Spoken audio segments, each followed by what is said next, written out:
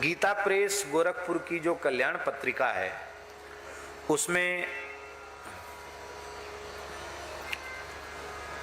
1995 की मासिक कल्याण पत्रिका में, सन 1995 की मासिक कल्याण पत्रिका में एक गोतंत्र नामक लेख छपा है। वो पत्रिका में हमको देखने को मिला तो ये गीता प्रेस की ही कल्याण पत्रिका से इसका फोटोस्टेट हमने कराया। यद्यपि बड़ा संक्षिप्त है लेकिन ये इतना बढ़िया है कि खेमका जी मिलेंगे तो हम कहेंगे कि आपकी कल्याण पत्रिका के एक लेख, इस लेख को आप एक लघु पुस्तिका के रूप में प्रकाशित करें तो बहुत लाभ लोगों को मिल जाएगा। इतनी अच्छी चीज है। इसमें लिखा है गोतंत्र, प्रस्तुत गोतंत्र अनुवादक के पिता अभिनव नागार्जुन को अमरकंटक के एक सिद्ध महात्मा से प्राप्त हुआ था। ये रामदत्त जी शुक्ल इस लेख के प्रेषक हैं। रामदत्त जी शुक्ल लिख रहे हैं कि अनुवादक माने रामदत्त जी शुक्ल, इनके पिताजी अभिनव नागार्जुन को अमरकंटक के एक सिद्ध महात्मा से मूल पांडुलिपि मिली थी गोतंत्र की, और यह दुर्लभ तंत्र उनकी गुरु परंपरा से उन महात्मा को प्राप्त हुआ था। मूल तंत्र संस्कृत में है किंतु पाठकों की सुविधा के लिए उसका भाषानुवाद उन्होंने गीता प्रेस को लिख करके भेजा। इसमें शिव पार्वती का संवाद है, 9 अध्याय हैं और भगवत प्राप्ति के निमित्त सरल, सुगम, सर्वोत्तम साधन के रूप में गो सेवा, गो पूजन, गोदान के महत्व को प्रतिपादित किया गया है। गो पूजन, गोदान की विधि, गो सेवा, गो पालन की प्रक्रिया, इसकी फलश्रुति, महात्म्य, मंत्र का जप, गो गायत्री, गो कवच आदि का इसमें बड़ा सुंदर संग्रह किया गया है। तो मूल भाग संस्कृत में है और उस संस्कृत के कुछ श्लोक भी इसमें उद्धृत किए गोतंत्र के। हम ये चाहते हैं कि 1995 की उस पत्रिका को निकाल करके और उस लेख को उन महानुभाव से भी संपर्क करके ये प्रयास करना चाहिए कि मूल जो संस्कृत की प्रति है वो भी यदि प्राप्त हो जाए तो मूल संस्कृत की प्रति के साथ यदि ये अनुवाद छप जाए तो उसमें और अधिक उसकी महिमा बढ़ जाएगी। प्रामाणिकता तो हमारे लिए तो प्रामाणिकता है ही है पर और अच्छा हो जाएगा।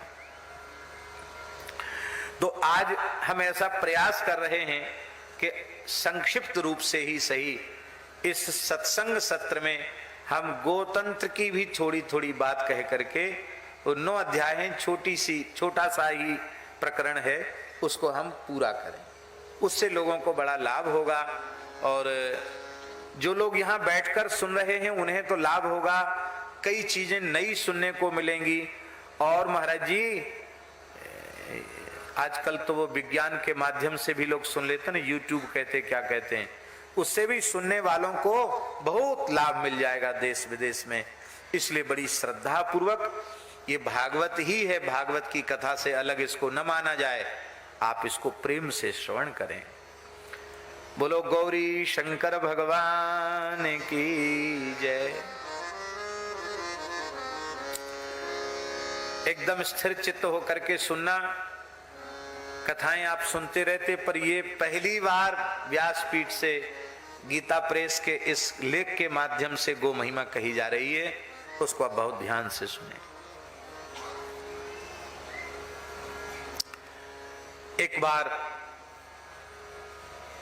कैलाश पर विराजमान भगवान शिव के चरणों में भगवती जगदम्बा पार्वती जी ने पूछा, हे भगवान, आप देवाधिदेव महादेव हैं, समग्र सृष्टि का हित करने वाले हैं, आपका यदि मुझ में प्रेम है तो आज मेरी एक जिज्ञासा का आप समाधान कीजिए।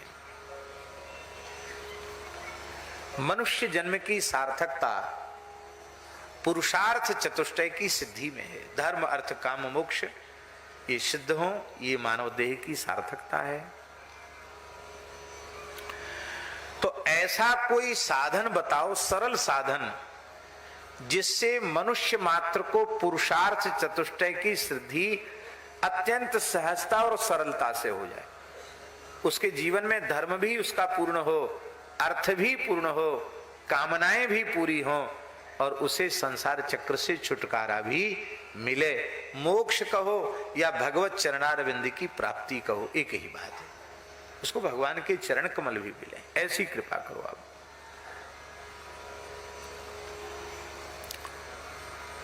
ऐसा साधन बताइए जिसमें विघ्न न हो, दीर्घायुष्य की प्राप्ति हो, पुत्र धन और उत्तम कीर्ति भी मिले। भगवान शिव ने कहा, पार्वती जी तुमने बड़ा सुंदर प्रश्न किया है। सारे सृष्टि के जीवों का हित इसमें समाया हुआ है। और ऐसा कहकर महादेव जी ने पहले भगवती पार्वती की ही महिमा का वर्णन किया। उन्होंने कहा, देवी तुम्हारी अनंत महिमा है। ब्रह्मा विष्णु आदि देवता, गंधर्व किन्नर यक्ष मानव राक्षस ये सभी तुमसे उत्पन्न हुए हो, क्योंकि तुम जगन माता हो। तुम्हारी आज्ञा से ब्रह्मा सृष्टि रचना करते हैं, विष्णु पालन करते हैं, और तुम्हारी शक्ति से ही मैं शिव श्रृंगार करता हूं। कल हमने ये बात कही भी थी शक्ति शक्तिमान की। तुम सृष्टि की कारणभूता आद्या सनातनी शक्ति हो, और तुम्हारे चरणों की सेवा करके मनुष्य धर्म अर्थ काम मोक्ष प्राप्त कर लेते हैं। यह मेरा वचन अन्यथा नहीं है। इसी भाव को लगता गोस्वामी जी ने कहा, देवी पूजी पद कमल तुम्हारे, देवी पूजी पद कमल तुम्हारे, सुर नर मुनि सब होहि सुखारे, सुर नर मुनि सब होहि सुखारे। पार्वती जी मुस्कुराने लगी और पार्वती जी ने कहा कि हे भगवान शिव महादेव जी, आपने बहुत ध्यान से सुने, आपने मेरे संबंध में जो कुछ कहा है वह मिथ्या नहीं है, सत्य है। महिमा को भगवती जगदम्बा पार्वती दुर्गा ने, भवानी ने स्वीकार किया, किंतु मेरे आराधना की विधियां, मेरी आराधना की अनेक विधियां, मेरे आराधना के मंत्र, मेरे स्वरूप, जिन्हें आपने आगम शास्त्र में, रुद्र यामल आदि आगम ग्रंथों में आपने अनेक प्रकार से वर्णन किया है और बहुत विस्तार से आपने वर्णन किया है। तो मेरी महिमा तो आप उजागर कर चुके हो आगम ग्रंथों के माध्यम से। मैं प्रसन्न होकर अपनी सेवा करने वालों को धर्म अर्थ काम मोक्ष सब कुछ देती हूं, ये बात भी बिल्कुल सही है। लेकिन महाराज मैं यह पूछ रही हूं कि ऐसी कोई सरल साधना आप बता दीजिए जिसमें संसार के घर गृहस्थी के काम धंधे में उलझे रहने वाले लोग, ये बेचारे गृहस्थ मनुष्य जिनके लिए गृह कार्य नाना जंजाला, ते अति दुर्गम शैल विशाला, ऐसे बेचारे जंजाल में फंसे हुए लोग भी धर्म अर्थ काम मोक्ष भगवत भक्ति प्रेम सब कुछ प्राप्त करके कृतार्थ हो सकें। ये जब पार्वती जी ने कहा तो भगवान शिव ने कहा, हे देवी यह ज्ञान अत्यंत गोपनीय है, लेकिन तुम बहुत आग्रह पूर्वक पूछ रही हो, इसलिए मैं इसे प्रकट कर रहा हूं।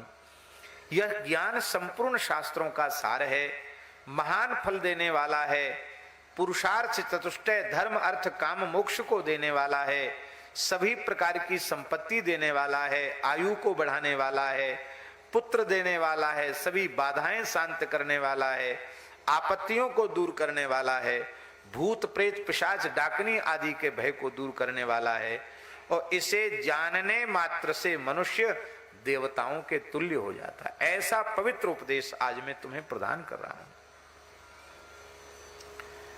हे देवेशी, एक बार तुम्हारे मन में, बहुत ध्यान से सुने, बड़ी ऊंची बात कह रहे हैं, एक बार तुम्हारे मन में सृष्टि के जीवों की पीड़ा देखकर बहुत भारी करुणा प्रकट हुई। तुम भीतर से पिघल गई, द्रवित हो गई। हे आद्या सनातनी शक्ति, जब तुम्हारा हृदय वात्सल्य के कारण अत्यंत द्रवित हुआ, तब संपूर्ण प्राणियों का पोषण, संपूर्ण प्राणियों का कल्याण, उनके धर्म अर्थ काम मोक्ष की सिद्धि के लिए आप इस धरती पर गाय के रूप में अवतरित हुई।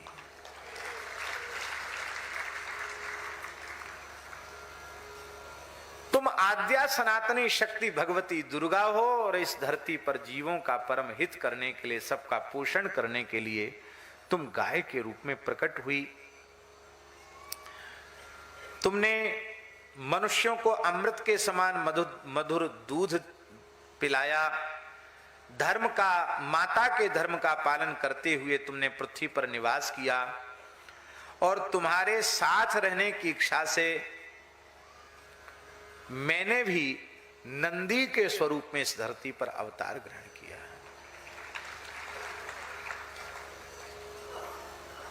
और मैं अदृश्य रूप से, नंदी के रूप में तो मैं रहता ही हूं धरती पर, मैं अदृश्य रूप से गाय के स्वरूप में भी तुम्हारे पास रहता हूं। क्या? तो भगवान शिव कह रहे हैं कि गाय के पीठ पर जो ककुद होता है, जिसको डिल्ला कहते हैं, कहीं कांदौर भी कहते हैं, कांदौर भी कहते हैं ना उसको, तो ये ककुद संस्कृत में कहते हैं। तो ये एक यहाँ होता ना, क्या कहते हैं यहाँ गुजराती में, क्या कहते पता, जो भी कहते हो आप लोग, तो मारवाड़ी बता सकते, गुजराती तो शायद ना बता पावे, जो भी हो, तो जो भी कहते हो आप समझ तो गए कि नहीं समझ गए। तो गाय के पीठ पर जो यहाँ कंधे के पास जो डिल्ला होता है, ककुद होता है, कहते उसके रूप में तुम्हारे पीठ पर निरंतर मैं ही विराजमान रहता हूं।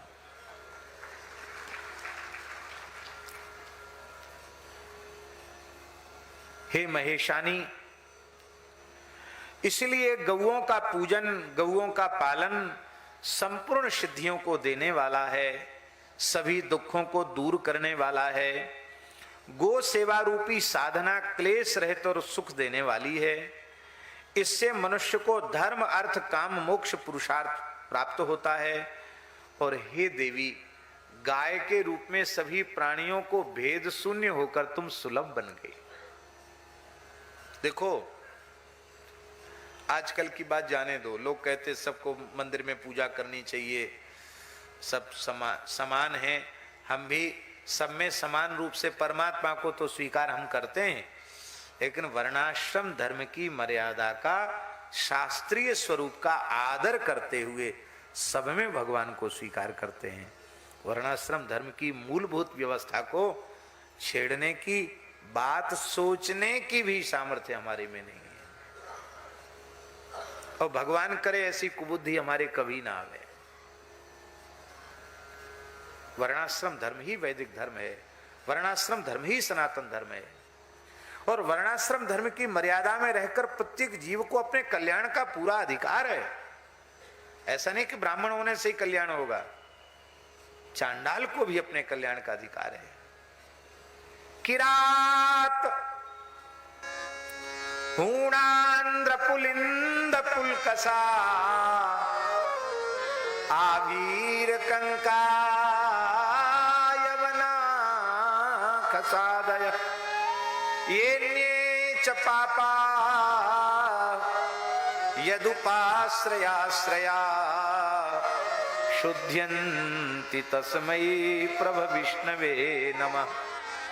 किरात हूण आंध्र पुलिंद पुलकस यवन खस आदि भी जिन भगवान के भक्त का आश्रय लेकर भजन करने लग जाते हैं तो तत्काल शुद्ध हो जाते हैं। ऐसे भगवान के चरणों में हम प्रणाम करते हैं। पुरुष नपुंसक नारी वा जीव चराचर कोय सबको भगवान को भजन का अधिकार है, सबको भजन का अधिकार है, सबको पूरा पूरा कल्याण का अधिकार है। पर कई वैदिक साधन ऐसे हैं जिसमें सबकी पात्रता नहीं है, लेकिन गो सेवा की पात्रता सबकी है। नहीं बोलो, आप मंदिर बनाओगे कितना पैसा लगेगा? पुजारी रखना पड़ेगा, जमीन लगानी पड़ेगी, और मंदिर बनाओ, प्रतिष्ठा करो, राग भोग की व्यवस्था न करो तो मंदिर बनाने से भी पाप लगेगा। मंदिर बनाओ तो उसकी पूरी व्यवस्था करनी पड़ेगी, और गोमाता का मंदिर बनाओ कितनी व्यवस्था करनी पड़ेगी है? एक सेट डाल दो तो भी राजी, नीचे फर्श बनाने की भी जरूरत नहीं, वो तो कच्चे में ही प्रसन्न रहती है। सोने चांदी के बर्तन में भोग लगाने की, हलवा पूड़ी भोग लगाने की जरूरत नहीं, रूखा सूखा घास रख दो, उसी से संतुष्ट हो जाती है। बिना नहाए मंदिर में नहीं जा सकते, सूतक आदि में मंदिर में नहीं जा सकते, पर गो सेवा तो बिना हमेशा की जा सकती है। तो जीव मात्र तुम्हारी सेवा करके धर्म अर्थ काम मोक्ष पुरुषार्थ प्राप्त कर सके, इसके लिए तुमने करुणावश गाय का रूप धारण किया, और मैंने करुणावश नंदी का रूप धारण किया। महाराज जी, गाय के दान की महिमा है, नंदी के दान की महिमा है।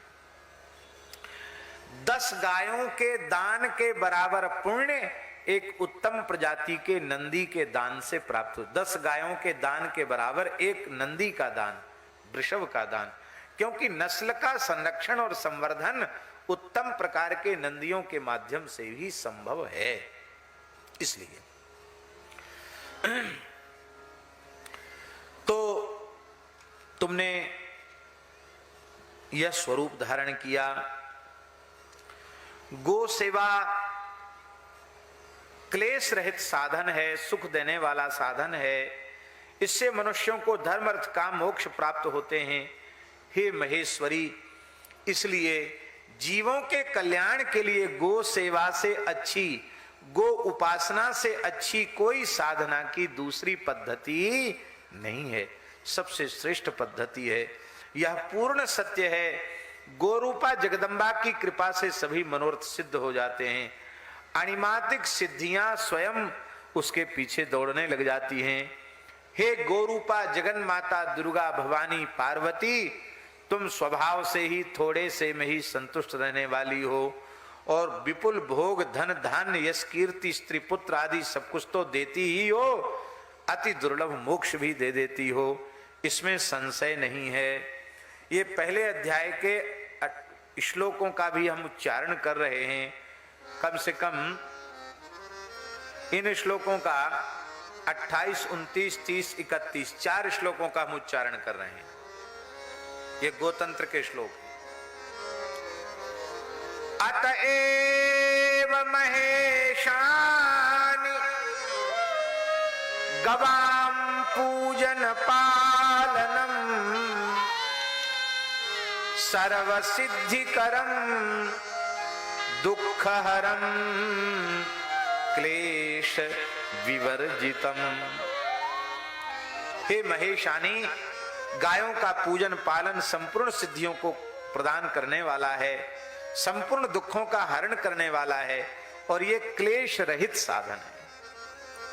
धर्मार्थ काम मोक्षाणाम साधनम सुखदम नृणाम अस्मात् परतरम नास्ति सत्यम सत्यम महेश्वरी। धर्म अर्थ काम मोक्ष का साधन, सब मनुष्यों को सुख देने वाला, इससे श्रेष्ठ कोई दूसरा साधन जीवों के कल्याण का नहीं है। हे भगवती दुर्गे पार्वती, मैं सत्य सत्य तुमसे कह रहा हूं। गोरूपाया माने गोरूपाया दुर्गाया प्रसादेन प्रसिद्ध्यन्ति मनोरथा। सिद्ध्यन्ति नहीं प्रसिद्ध्यन्ति, सारे मनोरथ विशेष रूप में सिद्ध हो जाते हैं गौ माता की कृपा से। अणिमादि सिद्धय सर्वा स्वयं धावन्ति पृष्ठतः। अणिमादि सिद्धियां पीछे पीछे दौड़ती हैं। स्वल्पतोष्या जगद्धात्री गोरूपा ही स्वभावतः ददाति विपुलान भोगान मोक्षं चैव न संशयः। थोड़े से साधन से संतुष्ट होने वाली जगतधात्री गाय वो विपुल भोगों को देती है, मोक्ष को भी प्रदान करती है, इसमें संदेह नहीं है। पार्वती जी ने कहा, ये हमने अति संक्षेप में पहला अध्याय